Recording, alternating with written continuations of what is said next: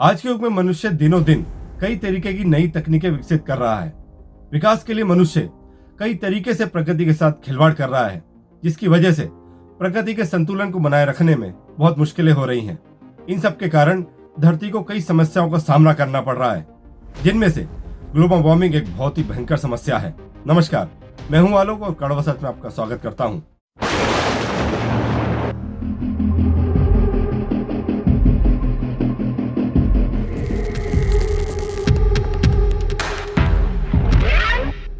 Global warming हमारे देश के लिए ही नहीं बल्कि पूरे विश्व के लिए एक बहुत बड़ी समस्या है। सूरज की रोशनी को लगातार ग्रहण करते हुए हमारी पृथ्वी दिनों दिन गर्म होती जा रही है, जिससे वातावरण में कार्बन डाइऑक्साइड का स्तर बढ़ रहा है। इस समस्या से न केवल मनुष्य बल्कि धरती पर रहने वाले प्रत्येक प्राणी को नुकसान पहुंच रहा है और इस समस्या से निपटने के लिए प्रत्येक देश कुछ न कुछ उपाय लगातार कर रहा है, परंतु ये ग्लोबल वार्मिंग घटने की बजाय निरंतर बढ़ रही है। इस समस्या से निपटने के लिए लोगों को इसका अर्थ, कारण और प्रभाव पता होना चाहिए, जिससे जल्द से जल्द इसके समाधान तक पहुंचा जा सके। इससे मुकाबला करने के लिए हम सभी को एक साथ आगे आना चाहिए और धरती पर जीवन को बचाने के लिए इसका समाधान करना चाहिए। क्या है ग्लोबल वार्मिंग? जब वायुमंडल में कार्बन डाइऑक्साइड की मात्रा बढ़ जाती है तो वायुमंडल के तापमान में बढ़ोतरी हो जाती है। तापमान में हुए इस बदलाव को ग्लोबल वार्मिंग कहा जाता है। ग्लोबल वार्मिंग का क्या अर्थ है? ग्लोबल वार्मिंग का अर्थ है पृथ्वी के तापमान में वृद्धि और इसके कारण मौसम में होने वाले परिवर्तन। पृथ्वी के तापमान में हो रहा इस वृद्धि से सालों के औसत तापमान पर 10 फ़ारेनहाइट आंका गया है। इसके परिणाम स्वरूप बारिश के तरीके में बदलाव, हिमखंडों और ग्लेशियर में पिघलने, समुद्र के जल स्तर में वृद्धि और वनस्पति तथा जंतु जगत पर प्रभावों के रूप के सामने आ सकते हैं। क्या कारण है ग्लोबल वार्मिंग के? पहला कारण है green house gas. Global warming के कारण होने वाले जलवायु परिवर्तन के लिए सबसे अधिक जिम्मेदार ग्रीन हाउस गैसें हैं। ग्रीन हाउस गैसें ऐसी गैसें होती हैं जो सूरज से मिल रही गर्मी को अपने अंदर सोख लेती हैं। ग्रीन हाउस गैसों में सबसे ज्यादा महत्वपूर्ण गैस कार्बन डाइऑक्साइड है, जिसे हम जीवित प्राणी अपनी सांस के साथ छोड़ते हैं। पर्यावरण वैज्ञानिकों के अनुसार पृथ्वी के वायुमंडल में कार्बन डाइऑक्साइड की मात्रा बढ़ रही है। दूसरी ग्रीन गैसें हैं जैसे कि नाइट्रोजन ऑक्साइड, CFSC, क्लोरीन और ब्रोमाइन कंपाउंड आदि। ये सभी वातावरण में एक साथ मिल जाते हैं और वातावरण के लिए रेडियो एक्टिव संतुलन को बिगाड़ते हैं। उनके पास गर्मी को सोखने की क्षमता है, जिससे धरती की सतह गर्म होने लगती है। वायुमंडल के तापमान में होने वाली लगातार वृद्धि के कारणों में प्रदूषण भी एक कारण है। प्रदूषण कई तरीके का होता है: वायु प्रदूषण, जल प्रदूषण, भूमि प्रदूषण, ध्वनि प्रदूषण आदि। प्रदूषण के कारण वायुमंडल में कई तरह की गैसें बनती जा रही हैं। ये गैसें ही तापमान वृद्धि का मुख्य कारण है और प्रदूषण गैसों को बनने में मदद करता है। जनसंख्या में वृद्धि। जनसंख्या वृद्धि भी वायुमंडल के तापमान को बढ़ाने में महत्वपूर्ण योगदान होती है, क्योंकि एक रिपोर्ट के अनुसार ग्लोबल वार्मिंग में 90% योगदान मानव जनित कार्बन उत्सर्जन का है। औद्योगिकीकरण। शहरीकरण को बढ़ावा देते हुए शहरी इलाकों में कारखानों और कंपनियां लगातार बढ़ती जा रही हैं, जिनसे विषैले पदार्थ, प्लास्टिक, रसायन, धुआं आदि निकलता है। ये सभी पदार्थ वातावरण को गर्म करने का कार्य बखूबी निभाते हैं। जंगलों की कटाई। मनुष्य अपनी सुविधाओं के लिए प्रकृति को छेड़छाड़ कर रहा है। मनुष्य ने धरती के वातावरण को संतुलित बनाए रखने वाले पेड़ पौधों को काटकर वातावरण को अत्यधिक गर्म कर दिया है, जिसके कारण समुद्र का जल स्तर बढ़ रहा है। समुद्र के जल स्तर बढ़ने से दुनिया के कई हिस्से जल में लीन हो जाएंगे। भारी तबाही मचेगी। ये किसी विश्व युद्ध या किसी एस्ट्रॉइड के पृथ्वी से टकराने से होने वाली तबाही से ज्यादा भयानक है। यह हमारी पृथ्वी के लिए बहुत ही हानिकारक सिद्ध होगा। ओजोन परत में कमी आना। अंटार्कटिका में ओजोन परत में कमी आना भी ग्लोबल वार्मिंग का एक कारण है। CFSC गैस के बढ़ने से ओजोन परत में कमी आ रही है। ये ग्लोबल वार्मिंग का मानव जनित कारण है। CFSC गैस का इस्तेमाल कई जगहों पर औद्योगिक तरल सफाई में, फ्रिज में होता है, जिसके नियमित बढ़ने से ओजोन परत में कमी आती है। ओजोन परत का काम धरती को नुकसानदायक किरणों से बचाना है, जबकि धरती के सतह की ग्लोबल वार्मिंग बढ़ाना इस बात का संकेत है कि ओजोन परत में कमी हो रही है। सूरज की हानिकारक अल्ट्रावायलेट किरणें जीवन मंडल में प्रवेश कर जाती हैं और ग्रीन हाउस गैसों के द्वारा उसे सोख लिया जाता है, जिससे अंततः ग्लोबल वार्मिंग में बढ़ोतरी हो रही है। खाद और कीटनाशक। खेतों में फसलों में कीड़ों से बचाने के लिए इस्तेमाल की जाने वाली खाद और कीटनाशक पर्यावरण के लिए हानिकारक है। ये केवल मिट्टी को ही प्रदूषित नहीं करती, बल्कि वातावरण में कार्बन डाइऑक्साइड, मीथेन और नाइट्रोजन ऑक्साइड जैसी गैसों को छोड़ते हैं, जो ग्लोबल वार्मिंग के लिए जिम्मेदार है। ग्लोबल वार्मिंग का प्रभाव। ग्लोबल वार्मिंग के बढ़ते से के कारण कुछ वर्षों में इसका प्रभाव बिल्कुल स्पष्ट हो चुका है। अमेरिका के ज्योग्राफिक सर्वेक्षणों के अनुसार मोटांगा ग्लेशियर राष्ट्रीय पार्क में 150 ग्लेशियर हुआ करते थे, लेकिन इसके प्रभाव की वजह से अब सिर्फ 25 ही बचे हैं। बड़े जलवायु परिवर्तन से तूफान अब और खतरनाक और शक्तिशाली होता जा रहा है। 1895 के बाद 2012 को सबसे गर्म साल के रूप में दर्ज किया गया है और साल 2003 के साथ 2013 को 1880 के बाद सबसे गर्म साल के रूप में दर्ज किया गया है।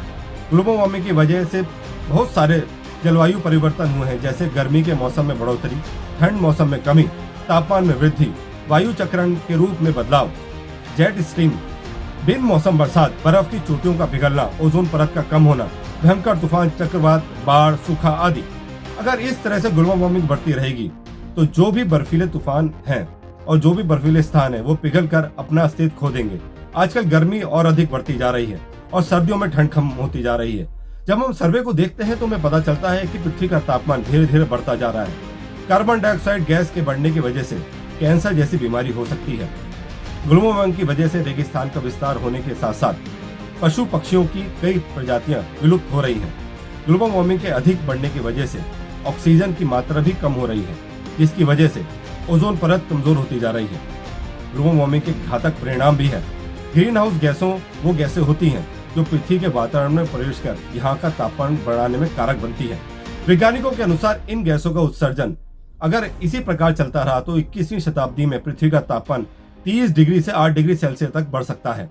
अगर ऐसा हुआ तो इसके परिणाम बहुत घातक होंगे। दुनिया में कई हिस्सों में बिछी बर्फ की चादरें पिघल जाएंगी। समुद्र का जलस्तर कई फीट ऊपर बढ़ जाएगा। समुद्र के इस बर्ताव से दुनिया के कई हिस्से जलमग्न हो जाएंगे। भारी तबाही मचेगी। ये तबाही किसी विश्व युद्ध या किसी एस्टेरॉयड के पृथ्वी से टकराने के बाद होने वाली तबाही से भी बढ़कर होगी। हमारे ग्रह पृथ्वी के साथ साथ मानवीय जीवन के लिए भी ये स्थिति बहुत हानिकारक होगी। ग्लोबल वार्मिंग के रोकथाम के कुछ उपाय हैं जो आपके लिए जानना बहुत जरूरी है। सरकारी एजेंसियां, व्यापारिक नेटवर्क, निजी क्षेत्र और एनजीओ आदि के द्वारा जागरूकता अभियान चलाए जाने चाहिए।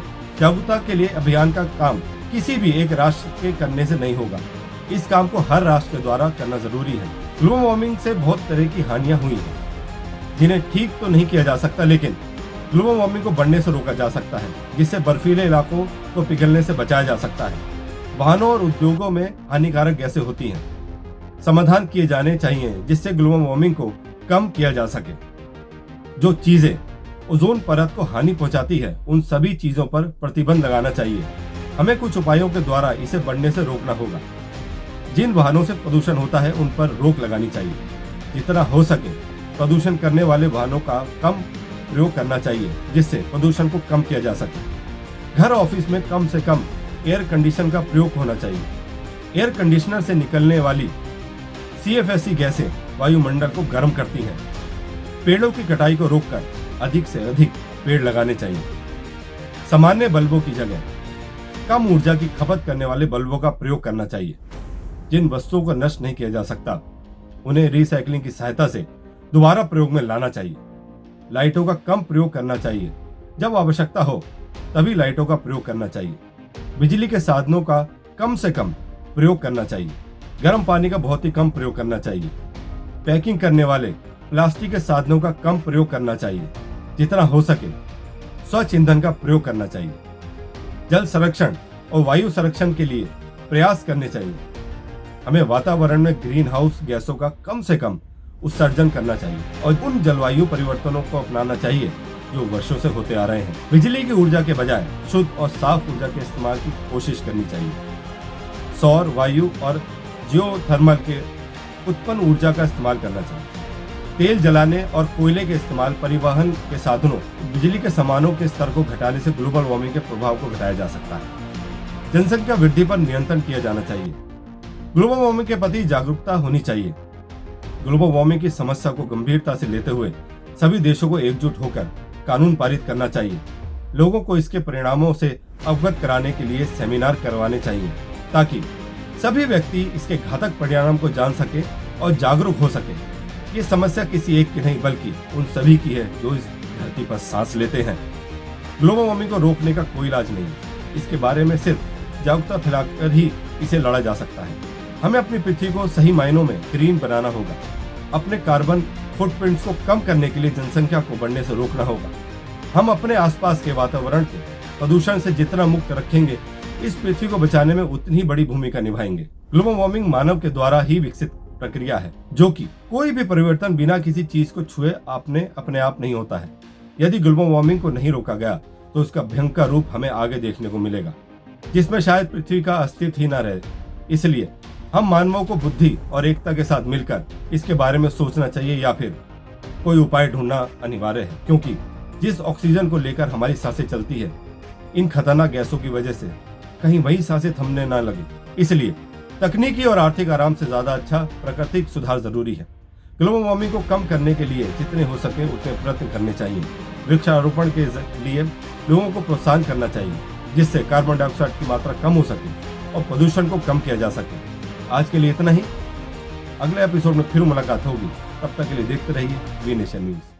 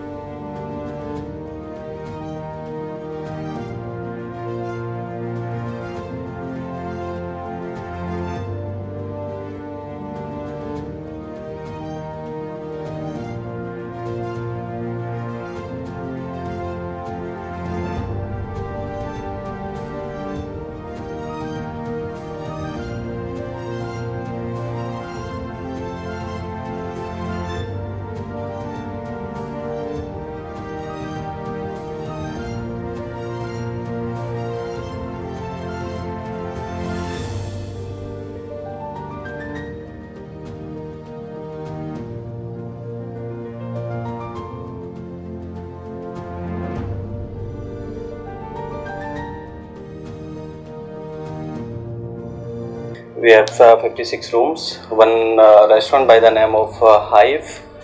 We have 5 hotels, 2 hotels in the Meerut, one by the name of Hyphen and one is Country Inn, and one hotel is in Haridwar by the name of Hyphen Grand. You stay with us and you will be enjoying here just like a home. It's basically it's a corporate hotel. We have a tie-up with lots of companies. Thank you.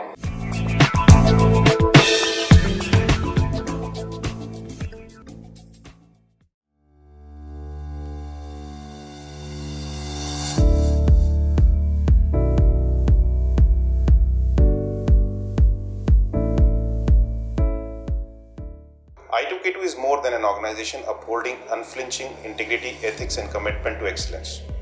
I2K2 is defined by a simple set of corporate values that guide how we operate every single day. Trust, care, innovation, and pride. We hold each other accountable for creating a company in which we can all be proud to work. I2K2 Networks is 23 years old organization. We started as a traditional hosting organization, and currently we are a one-stop destination for our customers' data center and cloud requirements. It's been more than a decade since I joined, and I2K2 feels like a second home to me. We believe that people give their best when they feel that they are part of the company with the strong values.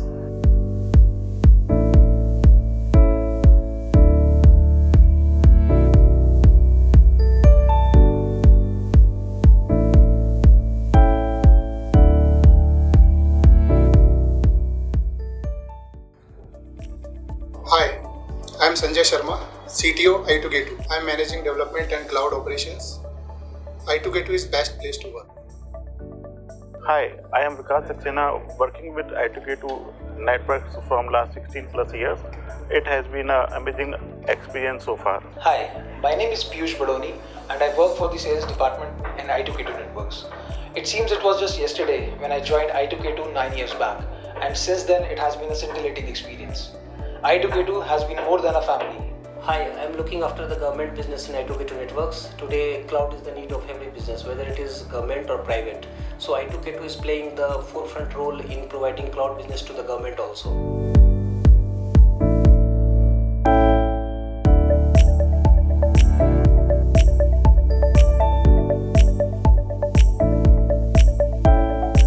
Hi, I'm heading the accounts department of I2K2. I joined I2K2 more than a decade back, and it has been an amazing journey. My name is Piyush Agarwal. I take care of public cloud operations over here at I2K2 Network. We are a 23-year-old organization. We are in a public cloud business for more than a decade now. We take care of AWS, Azure, GCP, Oracle Cloud business, and we are one of the leading cloud partners in all over India.